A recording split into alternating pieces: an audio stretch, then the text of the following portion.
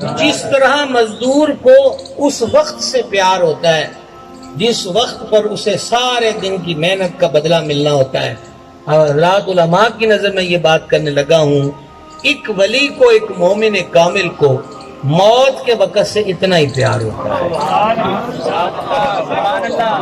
اتنا ہی پیار ہوتا ہے۔ خاتم الوفات امام سیوطی رحمہ اللہ نے شرح الصدور میں لکھا اس روایت کو کہ موت مومن کے لیے تحفہ ہے، تو تحفہ لے کے کوئی بگڑتا نہیں ہوتا، ناراض نہیں ہوتا، خفا نہیں ہوتا۔ اب یہ جو میں نے کہا ہے کہ ایک عاشق کے کامل کو، ایک مومن کو موت کا وقت اتنا ہی پیارا ہوتا ہے، تو یہ میں کوئی عبث بات نہیں کی۔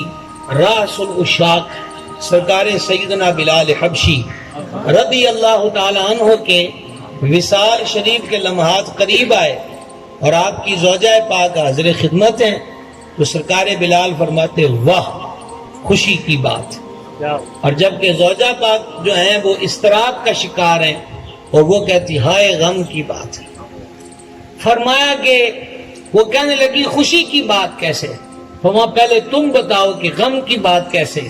کہا میرا سہاگ گزر رہا ہے، میرا سر کا تاج جدا ہو رہا ہے، میری زندگی کا آسرا مجھ سے رخصت ہو رہا ہے، تو میں اپنے شوہر کی جدائی پر غم کی بات نہ کہوں تو کیا کہوں؟ اب آپ بتائیے کہ آپ کے لیے خوشی کی بات کیسے ہوئی؟ کہا ادھر نبض چھٹے گی، آنکھیں بند ہوگی، ادھر مصطفیٰ جان رحمت سے ملاقات کا شرف مل جائے گا۔ علیہ السلام۔